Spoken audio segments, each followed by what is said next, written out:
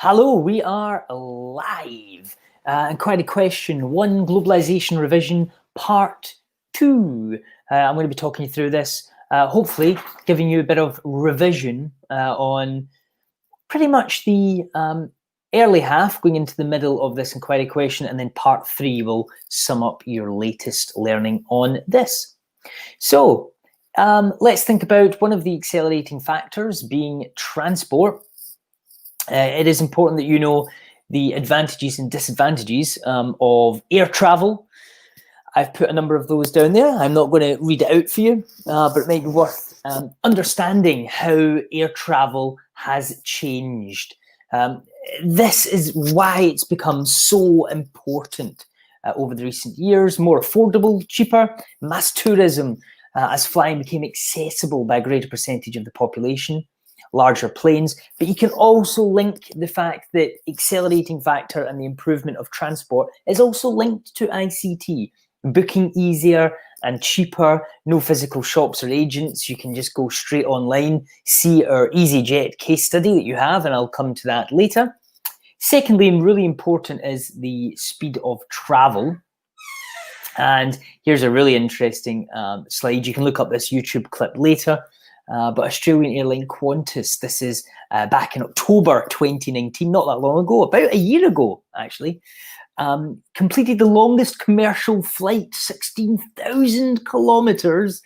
It took 19 hours and 16 minutes. It was a test flight, just to check the plane had a sufficient fuel range, and the passengers were doing stretches, and they had all sorts of advice in terms of health, but it was a test flight. Due to COVID in recent months, I've not heard of any further test flights on what was the longest non-stop commercial potential flight. Sea travel has advantages and disadvantages as a form of travel, but it has changed. And the most significant factor that you could use in a number of your answers is definitely the whole idea of containerisation. Containerisation is a significant change. Now, here is your big container, and you're probably thinking, wow, look at that. And that's the point. Container ships are getting bigger, up to 400 meters long. Now, if you think about that, I'm sure you've watched the Olympics and you see Usain Bolt sprinting along 100 meters. Imagine him doing that 4 times. Think of that distance that he'll have covered. In February 2015, a ship called Oscar carried 19,224 containers. So what does containerisation mean? More goods and commodities can be transported and traded, and the cost of transporting goes down as well, which we referred to in the lesson as economies of scale. The more you do, the cheaper you can do it. Cheaper transport means more trade, and that's what your container looks like. Everywhere in the world, everybody is using these containers in order to trade, and it's getting bigger. And with that, obviously, we're having an increase, an accelerating factor of transport and trade. Now, there are a number of articles that are handed out to you on this containerisation, so please do have a look. I will share this presentation with you, but if you want to go TED-Ed on YouTube, how containerisation shaped the modern world, you'll see a kind of history of containerisation. But effectively, what are you trying to learn? Containerisation has made trade efficient and fast-paced. I would learn that figure. See that 19,224 figure? I would learn that. February 2015. That, when I talk about doing a peel paragraph, point, explanation, evidence. There's your evidence of the increasing scale of transport in terms of containerisation. Shipping now moves 90% of world trade. There's another evidence in terms of your peel paragraphs. I mentioned to you, and I think this is a great example, and I know this, again, it was the 1-year anniversary of the collapse of Thomas Cook very recently, and I know I gave you a handout in the lesson, but could you learn the role of tourism in transportation and technology with Thomas Cook? You know, as a company, they originally were able to start their empire because of transport improvements, and eventually Thomas Cook benefited from the rise of the commercial airline and the package holidays. But why else do we find flows of people? We also have tourism, which not just for leisure, we find people moving for migration. And I think it's important to understand how transportation and technology improvements has allowed that. Why technology improved levels or changed levels of migration? Well, people on social media see people on other parts of the world and have that desire to try and get there. And that's led to devastating consequences. And you might remember October 2019, where 39 bodies were found in a container from Essex, a number of Vietnamese people who had sadly paid a smuggling group to try and get themselves to the UK. That's, you could argue, what maybe technology and improvements in transport have increased people's desire to try that. And obviously you could use Germany during the migrant crisis back in 2015. I know it's still going on, but back then Germany took 1 million refugees.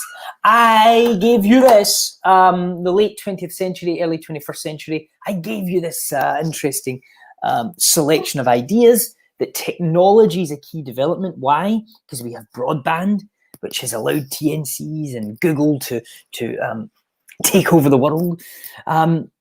GIS and GPS.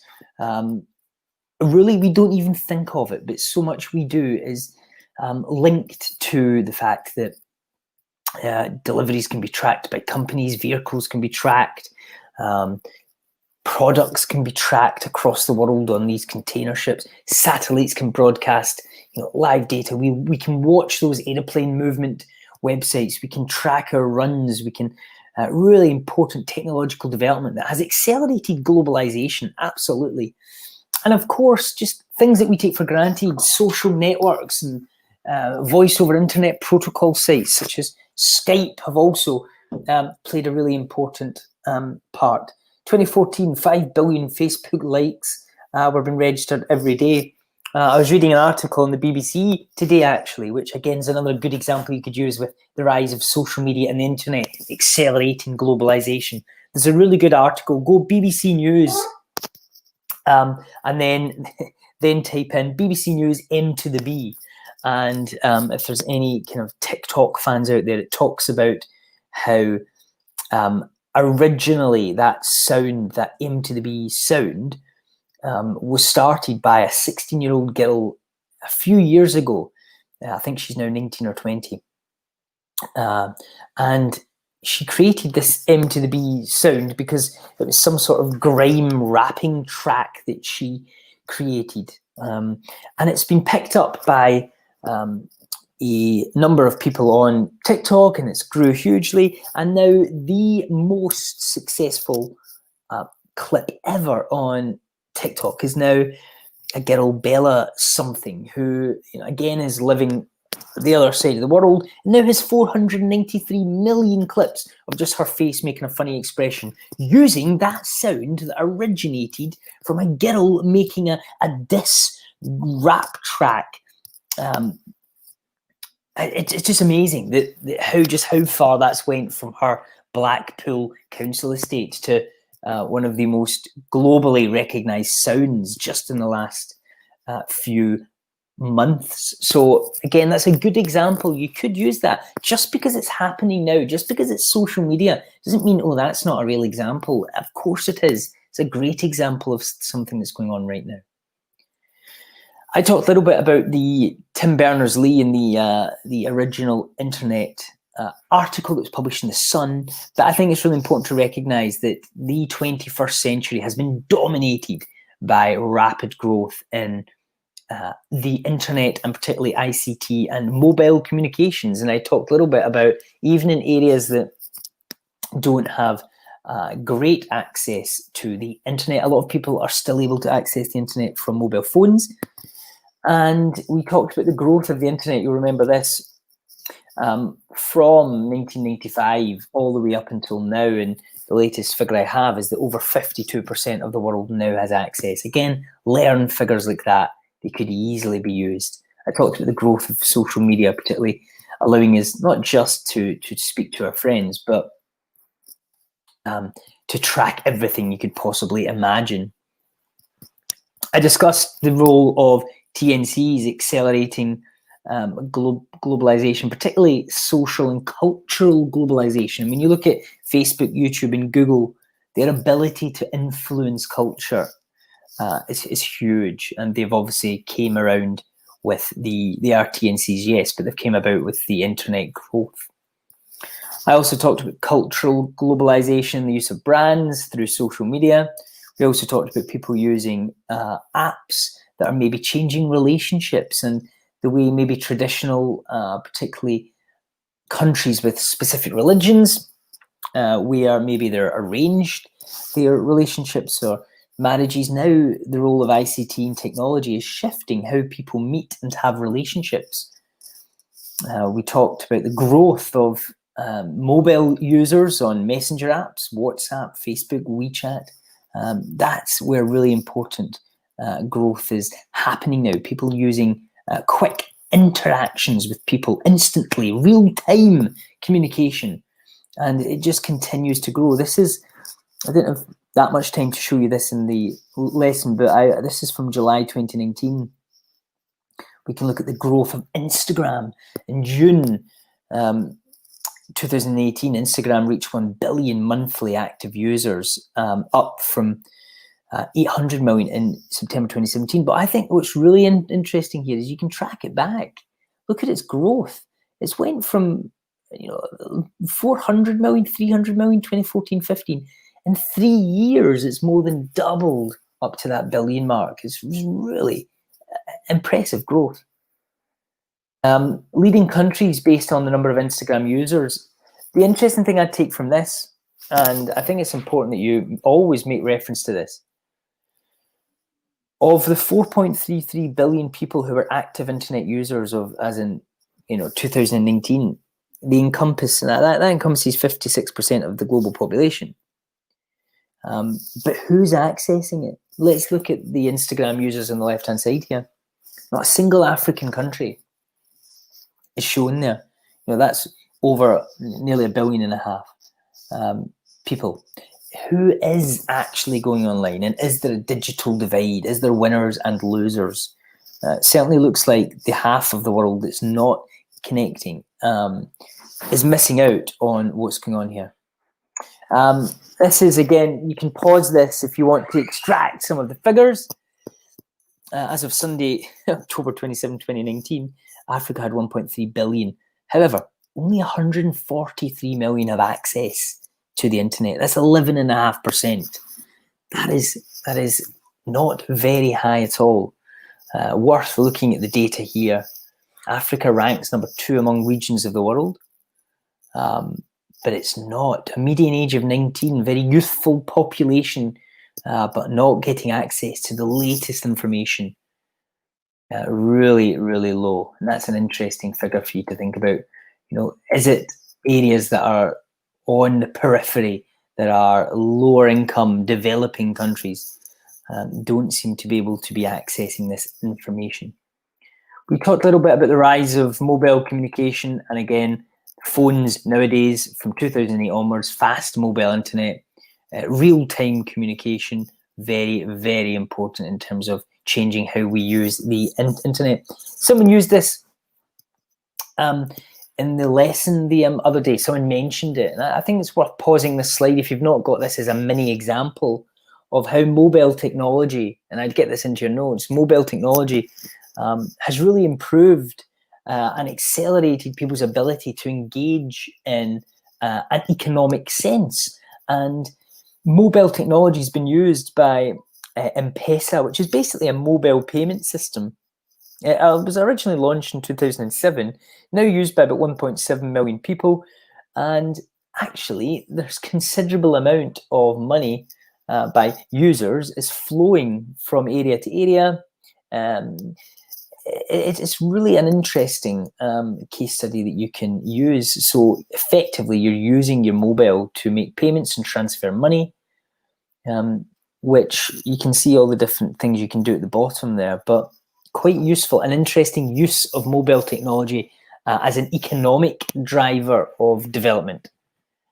And then in the lesson, we definitely spent time looking at Easyjet. And what I would say is, this is a good example because it uses the development of technology and the internet. This is what Easyjet used to help itself grow, to allow its users to go on and quickly click, click, click, and all of a sudden you've booked a cheap flight. But two, it's also referred to as the kind of rise of a budget airline that allowed more people to access and travel across the world. So in that sense, it's improvements in transport that's played a big part. So technology and transport changes have allowed Easyjet to grow. Again, feel free to pause this slide and make further notes if you don't have much on this. I think you could extend your examples here, and again, feel free to pause and extract the information. But Amazon, another good example of ICT/technology development. Amazon is just so crucial, isn't it? It's an e-retailer. It is not a physical shop. Everything is online. It's used technology and the internet to basically run one of the world's biggest companies now. 109 warehouses in 180 nations. It's operating in 180 nations. It uses technology, to open up new markets. You name it, it does it. Streaming films, ebooks, shipping and selling so many items over the world. Again, it benefits from economies of scale that small shops can't, but it can trade easily across borders. Sales and taxes are very hard to keep track of. Look into Amazon and the Irish tax case, some good info there. There's a little bit there. Feel free to look up this article or pause it, but Amazon's been exposed for taking advantage of the position it finds itself in. So maybe globalization is also a challenge economically for nations. You could argue, has developments in ICT actually undermined the nation state? In other words, countries. Has it caused countries problems in terms of trying to keep track of transactions and trade and tax? And certainly there's all sorts of stories we've discussed about Starbucks, Amazon, and we'll look at this a little bit later on in the course, but again, worth making some notes on this. So important that you consider what's happened then. And I just want to give you a little bit of a technique, question technique here to help you. If you're given a graph in your exam, end of year exam, mock, etc., think geo. If you're asked to describe and explain whatever the graph might be, look for the general pattern. That's what you're going to discuss. Then you're going to give examples, and then you're looking for anything that doesn't fit the pattern. So geo, general pattern, examples, and oddity, something that doesn't fit. Then that's kind of how you could go about making your points for this type of describe and explain using a source type question. Hopefully that'll help. So I asked you to understand and make sure that you have good examples of 3 case study countries in terms of the importance of ICT and the internet for countries at different stages of development. You looked at Cuba, you looked at China, and you looked at the UK. So make sure that you understand the role that these countries play. And you've got Cuba slowly giving its people access over the last 5-6 years. China, this great firewall of China, the censorship and the blocking of foreign websites that maybe leaves some isolated communities. And then you've got the UK that's got huge numbers of people accessing and streaming and using the internet on a daily basis for everything that you can imagine. So I guess we can see different usage for different countries at different stages of development. And you might, at this point, also want to mention that the UK continues to look for new ways to develop, and particularly mobile internet access with the development of 5G, which actually I think we just launched the other day, maybe in some places. Worth looking that up too. Do use your resources in your folder to develop these 3 case studies. Make sure you've got some good detail on those. So let's summarize what I've just been talking about. Transportation and ICT are accelerating factors of globalization. Can you develop answers based on both of these questions below? Remember what I've said right from the start of this course. At A level, the best approach to have when you're doing your Peel paragraphs or you're generating an essay, maybe we'll do the 20 markers in their next unit. Don't just have lots of pages of notes on one case study. You will get up the marks significantly because you'll be adding much more depth if you use a wide range of mini examples based around each section. So you'll see I mentioned back there Amazon, I mentioned Easyjet, I mentioned M-Pesa. I'm giving you just like, there's 3 little examples that you could all throw in terms of the use of ICT to develop what the countries were doing or what people were able to access. So think to yourself at the moment, how has transportation improved with EGs? What are your examples, and how has it helped increase global flows of trade, tourism, migration? And secondly, how has ICT developed over time, and how has this helped increase global flows of trade, information, and culture? Pause and get answering those questions. That is so key that you can give lots of those mini examples that I've just covered. Make your notes, do it as mind maps, whatever you want to do, and hopefully that will help you. I hope this has been a very useful, rapid 20 minutes from me, Mr. Cunningham, part 3, coming soon. Take care, stay safe.